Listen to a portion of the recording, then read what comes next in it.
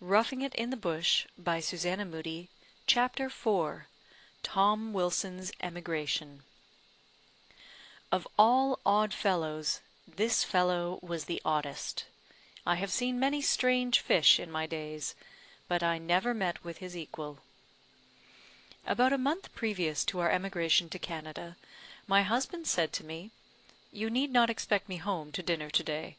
I am going with my friend Wilson to Y to hear Mr. C lecture upon emigration to Canada. He has just returned from the North American provinces, and his lectures are attended by vast numbers of persons who are anxious to obtain information on the subject. I got a note from your friend B this morning, begging me to come over and listen to his palaver, and as Wilson thinks of emigrating in the spring, he will be my walking companion." "Tom Wilson going to Canada!" said I, as the door closed on my better half. "What a backwoodsman he will make! What a loss to the single ladies of S! What will they do without him at their balls and picnics?" One of my sisters, who was writing at a table near me, was highly amused at this unexpected announcement. She fell back in her chair, and indulged in a long and hearty laugh. I am certain that most of my readers would have joined her in her laugh, had they known the object which provoked her mirth. "Poor Tom is such a dreamer," said my sister. "It would be an act of charity in Moodie to persuade him from undertaking such a wild goose chase, only that I fancy my good brother is possessed with the same mania." "Nay, God forbid!" said I. "I hope this Mr. with the unpronounceable name will disgust them with his eloquence, for B writes me word in his droll way that he is a coarse, vulgar fellow, and lacks the dignity of a bear. Oh, I am certain they will return quite sickened with the Canadian project." Thus I laid the unflattering unction to my soul, little dreaming that I and mine should share in the strange adventures of this oddest of all odd creatures. It might be made a subject of curious inquiry to those who delight in human absurdities, if ever there were a character drawn in works of fiction so extravagantly ridiculous as some which daily experience presents to our view. We have encountered people in the broad thoroughfares of life, more eccentric than ever we read of in books; people who, if all their foolish sayings and doings were duly recorded, would vie with the drollest creations of Hood or George Colman, and put to shame the flights of Baron Munchausen. Not that Tom Wilson was a romancer. Oh, no! He was the very prose of prose, a man in a mist, who seemed afraid of moving about, for fear of knocking his head against a tree, and finding a halter suspended to its branches, a man as helpless and indolent as a baby. Mr. Thomas, or Tom Wilson, as he was familiarly called by all his friends and acquaintances, was the son of a gentleman who once possessed a large landed property in the neighbourhood, but an extravagant and profligate expenditure of the income which he derived from a fine estate which had descended from father to son through many generations, had greatly reduced the circumstances of the elder Wilson.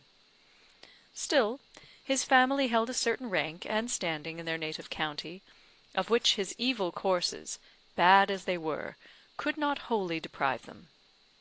The young people, and a very large family they made of sons and daughters, 12 in number, were objects of interest and commiseration to all who knew them, while the worthless father was justly held in contempt and detestation. Our hero was the youngest of the 6 sons, and from his childhood he was famous for his nothing-to-doishness. He was too indolent to engage heart and soul in the manly sports of his comrades, and he never thought it necessary to commence learning his lessons until the school had been in an hour. As he grew up to man's estate, he might be seen dawdling about in a black frock coat, jean trousers, and white kid gloves, making lazy bows to the pretty girls of his acquaintance, or dressed in a green shooting jacket, with a gun across his shoulder, sauntering down the wooded lanes, with a brown spaniel dodging at his heels, and looking as sleepy and indolent as his master. The slowness of all Tom's movements was strangely contrasted with his slight and symmetrical figure, that looked as if it only awaited the will of the owner to be the most active piece of human machinery that ever responded to the impulses of youth and health. But then, his face! What pencil could faithfully delineate features at once so comical and lugubrious, features that one moment expressed the most solemn seriousness, and the next the most grotesque and absurd abandonment to mirth? In him all extremes appeared to meet. The man was a contradiction to himself. Tom was a person of few words, and so intensely lazy that it required a strong effort of will to enable him to answer the questions of inquiring friends; and when at length aroused to exercise his colloquial powers, he performed the task in so original a manner that it never failed to upset the gravity of the interrogator. When he raised his large, prominent, leaden-coloured eyes from the ground, and looked the inquirer steadily in the face, the effect was irresistible. The laugh would come, do your best to resist it. Poor Tom took this mistimed merriment in very good part, generally answering, with a ghastly contortion which he meant for a smile, or, if he did trouble himself to find words, with "Well, that's funny. What makes you laugh? At me, I suppose. I don't wonder at it. I often laugh at myself." Tom would have been a treasure to an undertaker. He would have been celebrated as a mute. He looked as if he had been born in a shroud and rocked in a coffin. The gravity with which he could answer a ridiculous or impertinent question completely disarmed and turned the shafts of malice back upon his opponent. If Tom was himself an object of ridicule to many, he had a way of quietly ridiculing others that bade defiance to all competition. He could quiz with a smile, and put down insolence with an incredulous stare. A grave wink from those dreamy eyes would destroy the veracity of a travelled dandy for ever. Tom was not without use in his day and generation. Queer and awkward as he was the soul of truth and honour. You might suspect his sanity, a matter always doubtful, but his honesty of heart and purpose, never.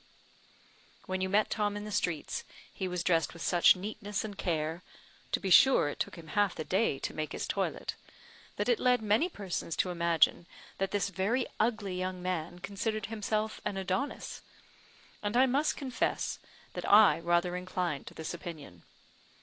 He always paced the public streets with a slow, deliberate tread, and with his eyes fixed intently on the ground, like a man who had lost his ideas and was diligently employed in searching for them. I chanced to meet him one day in this dreamy mood. "How do you do, Mr. Wilson?" He stared at me for several minutes, as if doubtful of my presence or identity. "What was that you said?" I repeated the question, and he answered, with one of his incredulous smiles, "Was it to me you spoke? Oh, I am quite well, or I should not be walking here. By the way, did you see my dog?" "How should I know your dog?" "Oh, they say he resembles me. He's a queer dog, too. But I never could find out the likeness. Good night." This was at noonday, but Tom had a habit of taking light for darkness, and darkness for light, in all he did or said. He must have had different eyes and ears, and a different way of seeing, hearing, and comprehending, than is possessed by the generality of his species; and to such a length did he carry this abstraction of soul and sense, that he would often leave you abruptly in the middle of a sentence, and if you chanced to meet him some weeks after, he would resume the conversation with the very word at which he had cut short the thread of your discourse. A lady once told him in jest that her youngest brother, a lad of 12 years old, had called his donkey Braham, in honour of the great singer of that name. Tom made no answer, but started abruptly away. 3 months after, she happened to encounter him on the same spot, when he accosted her, without any previous salutation. "You were telling me about a donkey, miss. A donkey of your brother's? Braham, I think you called him. Yes, Braham. A strange name for an ass. I wonder what the great Mr. Braham would say to that. Ha, ha, ha!" "Your memory must be excellent, Mr. Wilson, to enable you to remember such a trifling circumstance all this time." Trifling, do you call it? Why, I have thought of nothing else ever since." From traits such as these my readers will be tempted to imagine him brother to the animal who had dwelt so long in his thoughts; but there were times when he surmounted this strange absence of mind, and could talk and act as sensibly as other folks. On the death of his father, he emigrated to New South Wales, where he contrived to doze away 7 years of his valueless existence, suffering his convict servants to rob him of everything, and finally to burn his dwelling. He returned to his native village, dressed as an Italian mendicant, with a monkey perched upon his shoulder, and playing airs of his own composition upon a hurdy-gurdy. In this disguise he sought the dwelling of an old bachelor uncle, and solicited his charity. But who that had once seen our friend Tom could ever forget him? Nature had no counterpart of one who in mind and form was alike original. The good-natured old soldier at a glance discovered his hopeful nephew, received him into his house with kindness, and had afforded him an asylum ever since. One little anecdote of him at this period will illustrate the quiet love of mischief with which he was imbued. Travelling from W to London in the stage-coach, railways were not invented in those days, he entered into conversation with an intelligent farmer who sat next to him. New South Wales and his residence in that colony forming the leading topic. A dissenting minister who happened to be his vis-a-vis, and who had annoyed him by making several impertinent remarks, suddenly asked him with a sneer how many years he had been there. 7, returned Tom, in a solemn tone, without deigning a glance at his companion. "I thought so," responded the other, thrusting his hands into his breeches pockets. "And pray, sir, what were you sent there for?" "Stealing pigs," returned the incorrigible Tom, with the gravity of a judge. The words were scarcely pronounced when the questioner called the coachman to stop, preferring a ride outside in the rain to a seat within with a thief. Tom greatly enjoyed the hoax, which he used to tell with the merriest of all grave faces. Besides being a devoted admirer of the fair sex, and always imagining himself in love with some unattainable beauty, he had a passionate craze for music, and played upon the violin and flute with considerable taste and execution. The sound of a favourite melody operated upon the breathing automaton like magic. His frozen faculties experienced a sudden thaw, and the stream of life leaped and gambolled for a while with uncontrollable vivacity. He laughed, danced, sang, and made love in a breath, committing 1,000 mad vagaries to make you acquainted with his existence. My husband had a remarkably sweet-toned flute, and this flute Tom regarded with a species of idolatry. "I break the 10th commandment, Moodie, whenever I hear you play upon that flute. Take care of your black wife," a name he had bestowed upon the coveted creature, "or I shall certainly run off with her." "I am half afraid of you, Tom. I am sure if I were to die and leave you my black wife as a legacy, you would be too much overjoyed to lament my death." Such was the strange, helpless, whimsical being who now contemplated an emigration to Canada. How he succeeded in the speculation the sequel will show. It was late in the evening before my husband and his friend Tom Wilson returned from Y. I had provided a hot supper and a cup of coffee after their long walk, and they did ample justice to my care. Tom was in unusually high spirits, and appeared wholly bent upon his Canadian expedition. "Mr. C must have been very eloquent, Mr. Wilson," said I, "to engage your attention for so many hours." "Perhaps he was," returned Tom, after a pause of some minutes, during which he seemed to be groping for words in the salt cellar, having deliberately turned out its contents upon the tablecloth. "We were hungry after our long walk, and he gave us an excellent dinner." But that had nothing to do with the substance of his lecture. "Oh, it was the substance after all," said Moodie, laughing, and his audience seemed to think so by the attention they paid to it during the discussion. "But come, Wilson, give my wife some account of the intellectual part of the entertainment." "What? I give an account of the lecture? Why, my dear fellow, I never listened to one word of it." "I thought you went to Y on purpose, to obtain information on the subject of emigration to Canada." "Well, and so I did; but when the fellow pulled out his pamphlet, and said that it contained the substance of his lecture, and would only cost £1, I thought that it was better to secure the substance than endeavour to catch the shadow; so I bought the book, and spared myself the pain of listening to the oratory of the writer. Mrs. Moodie, he had a shocking delivery, a drawling, vulgar voice, and he spoke with such a nasal twang that I could not bear to look at him, or listen to him. He made such grammatical blunders that my sides ached with laughing at him. Oh, I wish you could have seen the wretch! But here is the document, written in the same style in which it was spoken. Read it; you have a rich treat in store." I took the pamphlet, not a little amused at his description of Mr. C., for whom I felt an uncharitable dislike. "And how did you contrive to entertain yourself, Mr. Wilson, during his long address?" "By thinking how many fools were collected together to listen to one greater than the rest. By the way, Moodie, did you notice Farmer Flitch?" "No. Where did he sit?" "At the foot of the table. You must have seen him; he was too big to be overlooked. What a delightful squint he had! What a ridiculous likeness there was between him and the roast pig he was carving! I was wondering all dinner time how that man contrived to cut up that pig, for one eye was fixed upon the ceiling, and the other leering very affectionately at me. It was very droll, was it not?" "And what do you intend doing with yourself when you arrive in Canada?" said I.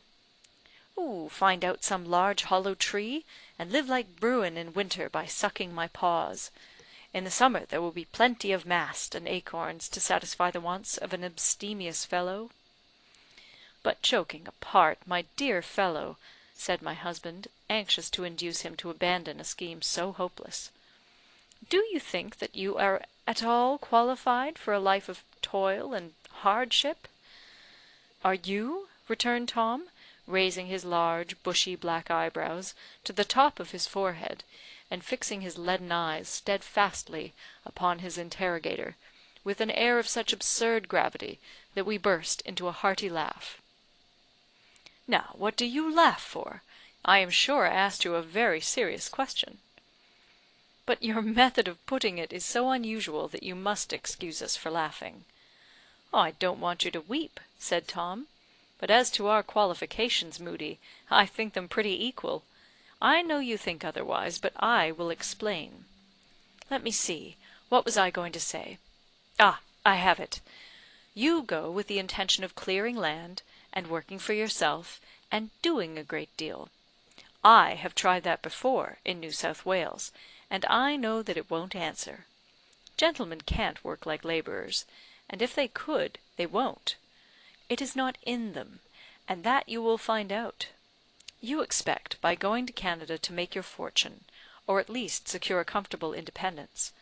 I anticipate no such results, yet I mean to go, partly out of a whim, partly to satisfy my curiosity whether it is a better country than New South Wales, and lastly, in the hope of bettering my condition in a small way, which at present is so bad that it can scarcely be worse. I mean to purchase a farm with the £300 I received last week from the sale of my father's property; and if the Canadian soil yields only half what Mr. C. says it does, I need not starve. But the refined habits in which you have been brought up, and your unfortunate literary propensities, I say unfortunate, because you will seldom meet people in a colony who can or will sympathise with you in these pursuits, they will make you an object of mistrust and envy to those who cannot appreciate them, and will be a source of constant mortification and disappointment to yourself. Thank God, I have no literary propensities; but in spite of the latter advantage, in all probability I shall make no exertion at all; so that your energy, damped by disgust and disappointment, and my laziness, will end in the same thing, and we shall both return like bad pennies to our native shores." But, as I have neither wife nor child to involve in my failure, I think, without much self-flattery, that my prospects are better than yours." This was the longest speech I had ever heard Tom utter, and evidently astonished at himself, he sprang abruptly from the table, overset a cup of coffee into my lap, and wishing us "good day" (it was 11 o'clock at night), he ran out of the house. There was more truth in poor Tom's words than at that moment we were willing to allow; for youth and hope were on our side in those days, and we were most ready to believe the suggestions of the latter.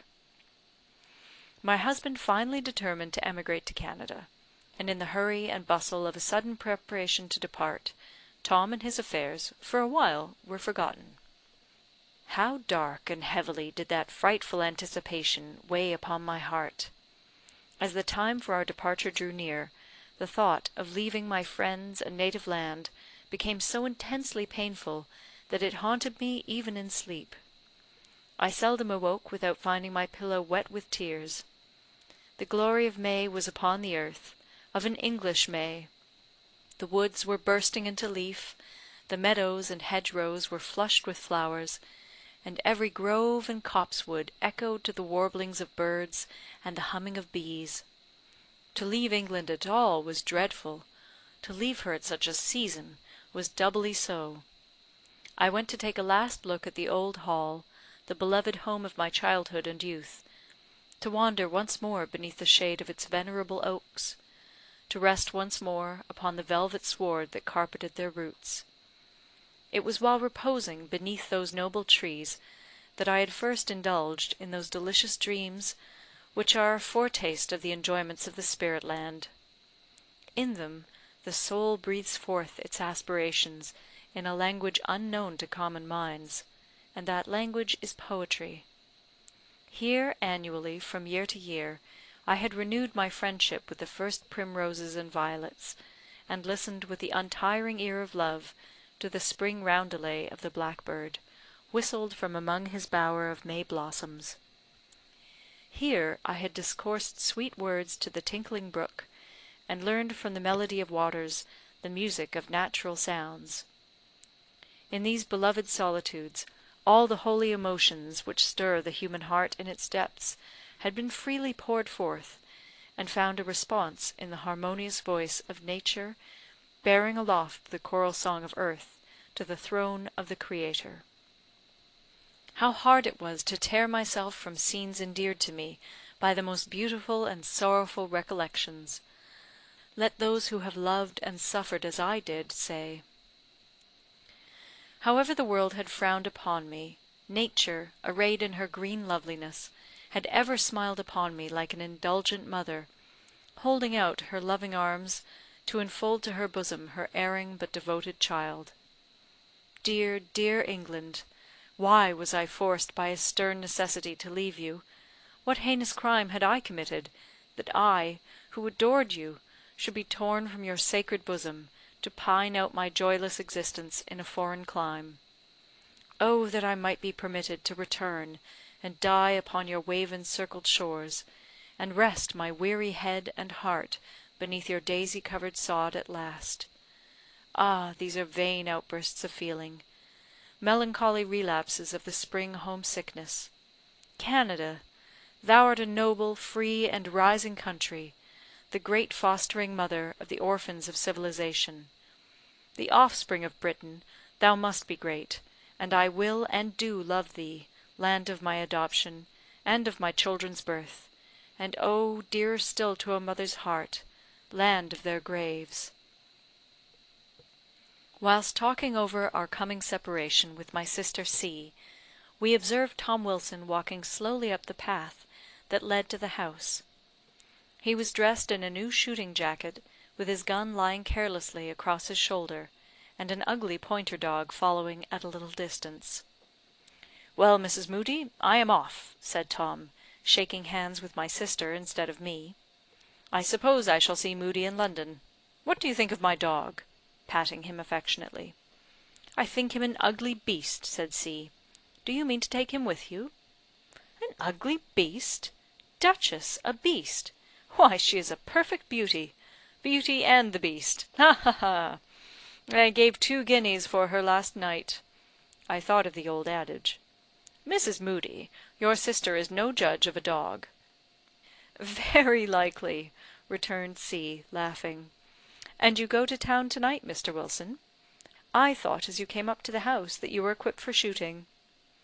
"To be sure, there is capital shooting in Canada." "So I have heard. Plenty of bears and wolves. I suppose you take out your dog and gun in anticipation?" "True," said Tom. "But you surely are not going to take that dog with you?" "Indeed I am. She is a most valuable brute. The very best venture I could take. My brother Charles has engaged our passage in the same vessel." "It would be a pity to part you," said I. "May you prove as lucky a pair as Whittington and his cat." "Whittington!" "Whittington," said Tom, staring at my sister, and beginning to dream, which he invariably did in the company of women. "Who was the gentleman?" "A very old friend of mine, one whom I have known since I was a very little girl," said my sister. "But I have not time to tell you more about him now. If you go to St. Paul's Churchyard, and inquire for Sir Richard Whittington and his cat, you will get his history for a mere trifle." "Do not mind her, Mr. Wilson, she is quizzing you," quoth I. "I wish you a safe voyage across the Atlantic. I wish I could add a happy meeting with your friends; but where shall we find friends in a strange land?" "All in good time," said Tom. "I hope to have the pleasure of meeting you in the backwoods of Canada before 3 months are over. What adventures we shall have to tell one another! It will be capital. Good bye."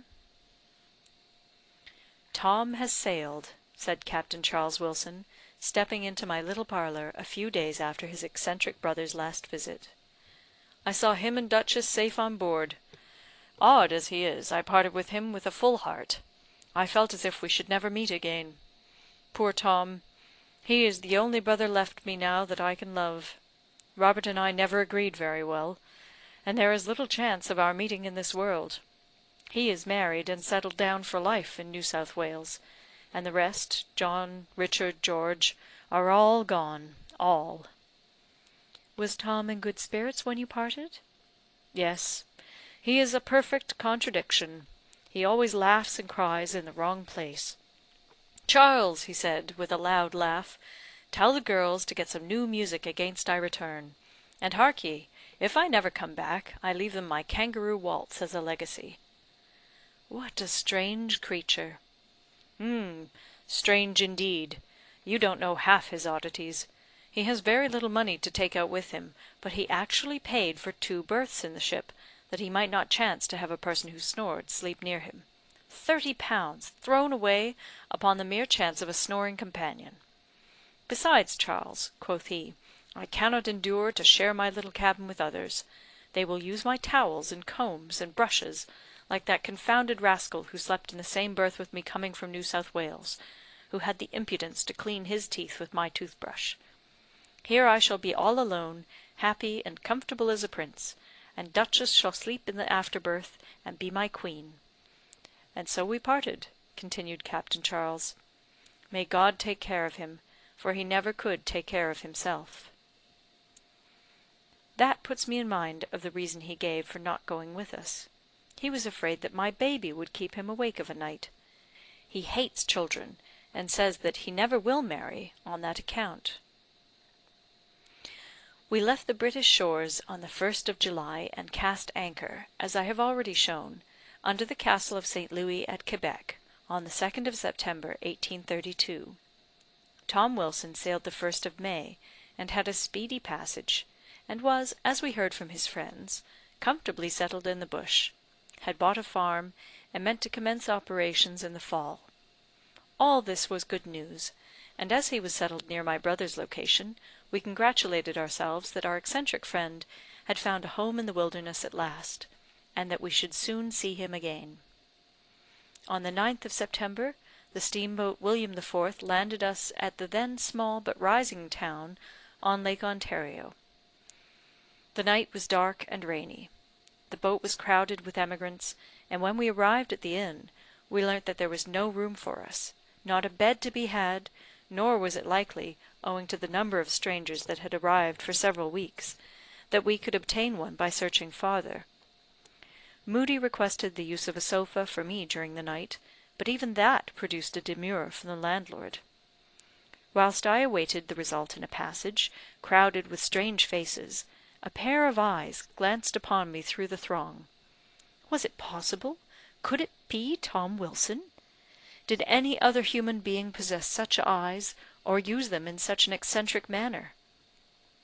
In another second he had pushed his way to my side, whispering in my ear, "We met. 'Twas in a crowd." "Tom Wilson, is that you?" "Do you doubt it? I flatter myself that there is no likeness of such a handsome fellow to be found in the world. It is I swear, although very little of me is left to swear by. The best part of me I have left to fatten the mosquitoes and black flies in that infernal bush. But where is Moodie?" "There he is, trying to induce Mr. S., for love or money, to let me have a bed for the night." "Well, you shall have mine," said Tom. "I can sleep upon the floor of the parlour in a blanket, Indian fashion. It's a bargain. I'll go and settle it with the Yankee directly. He's the best fellow in the world. In the meanwhile, here is a little parlour, which is a joint stock affair between some of us young hopefuls for the time being. Step in here, and I will go for Moodie. I long to tell him what I think of this confounded country. But you will find it out all in good time." And, rubbing his hands together with a most lively and mischievous expression, he shouldered his way through trunks and boxes and anxious faces to communicate to my husband the arrangement he had so kindly made for us. "Accept this gentleman's offer, sir, till to-morrow," said Mr. S. "I can then make more comfortable arrangements for your family. But we are crowded to excess. My wife and daughters are obliged to sleep in a little chamber over the stable, to give our guests more room. Hard that, I guess, for decent people to locate over the horses." These matters settled, Moodie returned with Tom Wilson to the little parlour, in which I had already made myself at home. "Well now, is it not funny that I should be the first to welcome you to Canada?" said Tom. "But what are you doing here, my dear fellow?" "Shaking every day with the ague. But I could laugh in spite of my teeth, to hear them make such a confounded rattling. You would think they were all quarrelling, which should first get out of my mouth. This shaking mania forms one of the chief attractions of this new country." "I fear," said I, remarking how thin and pale he had become, "that this climate cannot agree with you." "Nor I with the climate. Well, we shall soon be quits, for, to let you into a secret, I am now on my way to England." "Impossible!" "It is true." "And the farm? What have you done with it?" "Sold it." "And your outfit?" "Sold that too." "To whom?" "To one who will take better care of both than I did. Ah, such a country! Such people! Such rogues! It beats Australia hollow. You know your customers there, but here you have to find them out. Such a take-in! God forgive them. I never could take care of money, and, one way or other, they have cheated me out of all mine. I have scarcely enough left to pay my passage home. But, to provide against the worst, I have bought a young bear, a splendid fellow, to make my peace with my uncle. You must see him. He is close by in the stable. To-morrow we will pay a visit to Bruin, but to-night do tell us something about yourself, and your residence in the bush." "Oh, you will know enough about the bush by and by. I am a bad historian," he continued, stretching out his legs, and yawning horribly. "A worse biographer. I never can find words to relate facts. But I will try what I can do. Mind, don't laugh at my blunders." We promised to be serious. No easy matter while looking at and listening to Tom Wilson. And he gave us, at detached intervals, the following account of himself. "My troubles began at sea. We had a fair voyage and all that, but my poor dog, my beautiful Duchess, that beauty and the beast, died. I wanted to read the funeral service over her, but the captain interfered, the brute, and threatened to throw me into the sea along with the dead bitch, as the unmannerly ruffian persisted in calling my canine friend. I never spoke to him again during the rest of the voyage. nothing happened worth relating until I got to this place, where I chanced to meet a friend who knew your brother, and I went up with him to the woods. Most of the wise men of Gotham we met on the road were bound to the woods, so I felt happy that I was, at least, in the fashion. Mr. was very kind, and spoke in raptures of the woods, which formed the theme of conversation during our journey, their beauty, their vastness, the comfort and independence enjoyed by those who had settled in them, and he so inspired me with the subject that I did nothing all day but sing as we rode along, "A life in the woods for me," until we came to the woods, and then I soon learned to sing that same, as the Irishman says, on the other side of my mouth. Here succeeded a long pause, during which friend Tom seemed mightily tickled with his reminiscences, for he leaned back in his chair, and from time to time gave way to loud, hollow bursts of laughter.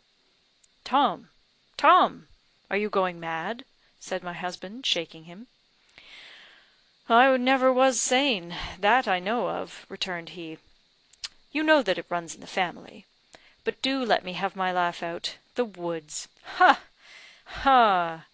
When I used to be roaming through those woods, shooting, though not a thing could I ever find to shoot, for birds and beasts are not such fools as our English emigrants, and I chanced to think of you coming to spend the rest of your lives in the woods, I used to stop and hold my sides, and laugh until the woods rang again. It was the only consolation I had." "Good heavens!" said I, "let us never go to the woods." "Oh, you will repent it if you do," continued Tom. "But let me proceed on my journey. My bones were well nigh dislocated before we got to D . The roads for the last 12 miles were nothing but a succession of mud holes, covered with the most ingenious invention ever thought of for racking the limbs, called corduroy bridges; not breeches, mind you, for I thought, whilst jolting up and down over them, that I should arrive at my destination minus that indispensable covering. It was night when we got to Mr. S 's place. I was tired and hungry, my face disfigured and blistered by the unremitting attentions of the black flies that rose in swarms from the river. I thought to get a private room to wash and dress in, but there is no such thing as privacy in this country. In the bush all things are in common. You cannot even get a bed without having to share it with a companion. A bed on the floor in a public sleeping room. Think of that! A public sleeping room. Men, women, and children only divided by a paltry curtain. Oh, ye gods! Think of the snoring, squalling, grumbling, puffing. Think of the kicking, elbowing, and crowding, the suffocating heat, the mosquitoes, with their infernal buzzing, and you will form some idea of the misery I endured the first night of my arrival in the bush. But these are not half the evils with which you have to contend. You are pestered with nocturnal visitants far more disagreeable than even the mosquitoes, and must put up with annoyances more disgusting than the crowded, close room. And then, to appease the cravings of hunger, fat pork is served to you 3 times a day. No wonder that the Jews eschewed the vile animal. They were people of taste. Pork, morning, noon, and night, swimming in its own grease. The bishop who complained of partridges every day should have been condemned to 3 months' feeding upon pork in the bush, and he would have become an anchorite to escape the horrid sight of swine's flesh for ever spread before him. No wonder I am thin. I have been starved upon pritters and port, and that disgusting specimen of unleavened bread, yclept cakes in the pan. I had such a horror of the pork diet, that whenever I saw the dinner in progress I fled to the canoe, in the hope of drowning upon the waters all reminiscences of the hateful banquet. But even here, the very fowls of the air and the reptiles of the deep lifted up their voices and shouted, "Pork! Pork! Pork!" Moodie remonstrated with his friend for deserting the country for such minor evils as these, which, after all, he said, could easily be borne. "Easily borne!" exclaimed the indignant Wilson. "Go and try them, and then tell me that. I did try to bear them with a good grace, but it would not do. I offended everybody with my grumbling. I was constantly reminded by the ladies of the house that gentlemen should not come to this country without they were able to put up with a little inconvenience, that I should make as good a settler as a butterfly in a beehive, that it was impossible to be nice about food and dress in the bush, that people must learn to eat what they could get, and be content to be shabby and dirty, like their neighbours in the bush, until that horrid word bush became synonymous with all that was hateful and revolting in my mind. It was impossible to keep anything to myself. The children pulled my books to pieces to look at the pictures, and an impudent, bare-legged Irish servant girl took my towels to wipe the dishes with, and my clothes-brush to black the shoes, an operation which she performed with a mixture of soot and grease. I thought I should be better off in a place of my own, so I bought a wild farm that was recommended to me, and paid for it double what it was worth. When I came to examine my estate, I found there was no house upon it, and I should have to wait until the fall to get one put up, and a few acres cleared for cultivation. I was glad to return to my old quarters. Finding nothing to shoot in the woods, I determined to amuse myself with fishing, but Mr. could not always lend his canoe, and there was no other to be had. To pass away the time, I set about making one. I bought an axe, and went into the forest to select a tree. About a mile from the lake I found the largest pine I ever saw. I did not much like to try my maiden hand upon it, for it was the first and last tree I ever cut down. But to it I went, and I blessed God that it reached the ground without killing me in its way thither. When I was about it, I thought I might as well make the canoe big enough. But the bulk of the tree deceived me in the length of my vessel, and I forgot to measure the one that belonged to Mr. It took me 6 weeks hollowing it out, and when it was finished it was as long as a sloop of war, and too unwieldy for all the oxen in the township to draw it to the water. After all my labour, my combats with those wood demons the black flies, sandflies, and mosquitoes, my boat remains a useless monument of my industry. And worse than this, the fatigue I had endured while working at it late and early brought on the ague, which so disgusted me with the country that I sold my farm and all my traps for an old song, purchased Bruin to bear me company on my voyage home, and the moment I am able to get rid of this tormenting fever, I am off. Argument and remonstrance were alike in vain. He could not be dissuaded from his purpose. Tom was as obstinate as his bear. The next morning he conducted us to the stable to see Bruin. The young denizen of the forest was tied to the manger, quietly masticating a cob of Indian corn, which he held in his paw, and looked half human as he sat upon his haunches, regarding us with a solemn, melancholy air. There was an extraordinary likeness, quite ludicrous, between Tom and the bear. We said nothing, but exchanged glances. Tom read our thoughts. "Yes," said he, "there is a strong resemblance. I saw it when I bought him. Perhaps we are brothers." And taking in his hand the chain that held the bear, he bestowed upon him sundry fraternal caresses, which the ungrateful Bruin returned with low and savage growls. "He can't flatter. He's all truth and sincerity. A child of nature, and worthy to be my friend. The only Canadian I ever mean to acknowledge as such." About an hour after this, poor Tom was shaking with ague, which in a few days reduced him so low that I began to think he never would see his native shores again. He bore the affliction very philosophically, and all his well days he spent with us. One day my husband was absent, having accompanied Mr. S. to inspect a farm, which he afterwards purchased, and I had to get through the long day at the inn in the best manner I could. The local papers were soon exhausted. At that period they possessed little or no interest for me. I was astonished and disgusted at the abusive manner in which they were written, the freedom of the press being enjoyed to an extent in this province unknown in more civilized communities.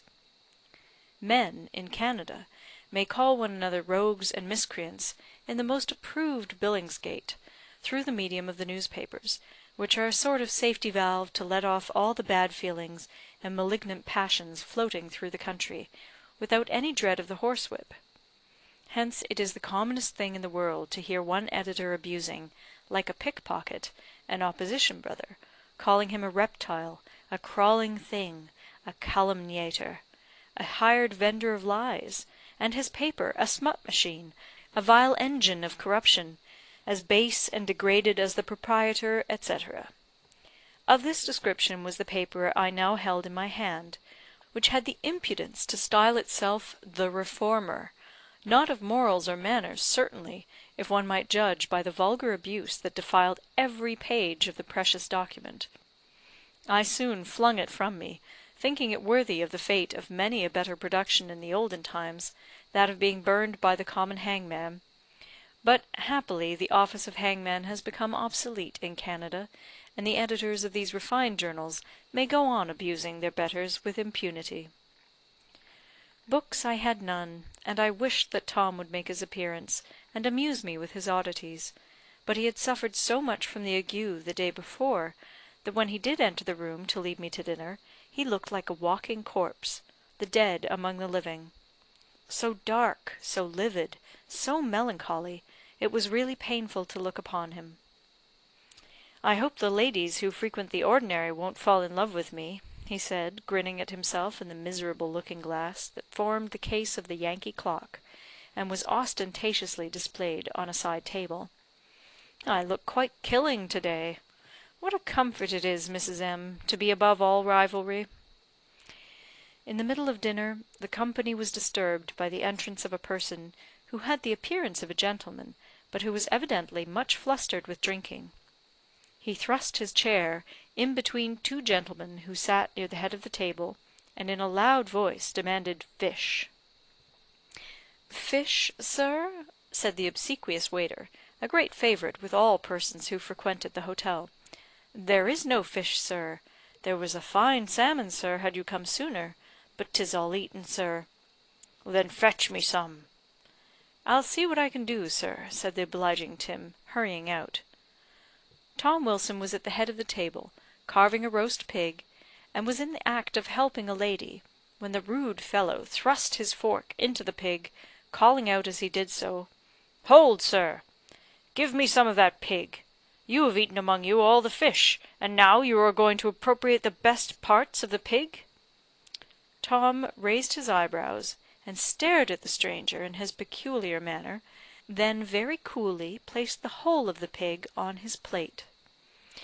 "I have heard," he said, "of dog eating dog, but I never before saw pig eating pig." "Sir, do you mean to insult me?" cried the stranger, his face crimsoning with anger. "Only to tell you, sir, that you are no gentleman. Here, Tim," turning to the waiter, "go to the stable and bring in my bear. We will place him at the table to teach this man how to behave himself in the presence of ladies." A general uproar ensued. The women left the table, while the entrance of the bear threw the gentlemen present into convulsions of laughter. It was too much for the human biped. He was forced to leave the room, and succumb to the bear. My husband concluded his purchase of the farm, and invited Wilson to go with us into the country and try if change of air would be beneficial to him, for in his then weak state it was impossible for him to return to England. His funds were getting very low, and Tom thankfully accepted the offer. Leaving Bruin in the charge of Tim, who delighted in the oddities of the strange English gentleman, Tom made one of our party to The Lament of a Canadian Emigrant. Though distant, in spirit still present to me, my best thoughts, my country, still linger with thee. My fond heart beats quick, and my dim eyes run o'er, when I muse on the last glance I gave to thy shore. The chill mists of night round thy white cliffs were curled, but I felt there was no spot like thee in the world, no home to which memory so fondly would turn, no thought that within me so madly would burn.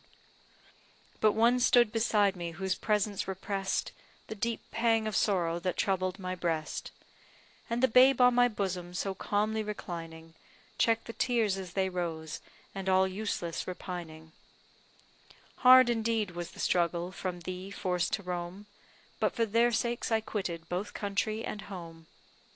Blessed isle of the free, I must view thee no more, my fortunes are cast on this far distant shore. In the depths of dark forests my soul droops her wings, in tall boughs above me no merry bird sings. The sigh of the wild winds, the rush of the floods, is the only sad music that wakens the woods. In dreams, lovely England, my spirit still hails thy soft waving woodlands, thy green daisied vales. When my heart shall grow cold to the mother that bore me, when my soul, dearest nature, shall cease to adore thee, and beauty and virtue no longer impart delight to my bosom and warmth to my heart, then the love I have cherished, my country, for thee, in the breast of thy daughter, extinguished shall be. End of chapter 4.